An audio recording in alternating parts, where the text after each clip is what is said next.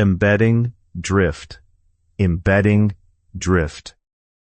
Embedding drift is the gradual loss of meaning alignment between stored embeddings and new embeddings as your data, models, or versions change over time. A simple way to picture embedding drift is to imagine a city map where the street names stay the same, but the coordinates of every address slowly shift, so the pins no longer point to the right buildings. Your vector database still stores the old coordinates, but the new model now drops fresh pins in slightly different places for the same text. So distance-based similarity stops reflecting true meaning. In practice, embedding drift often appears when you upgrade to a new embedding model, but keep using a vector database filled with embeddings from the old version.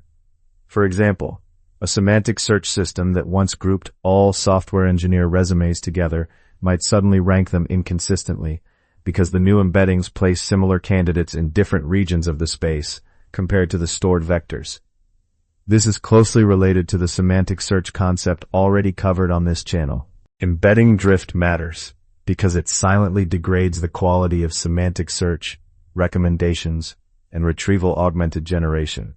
Even when your application code is not changed, teams use embeddings assuming distances reflect meaning. So when the space drifts, relevance metrics, A/B tests, and user trust all suffer.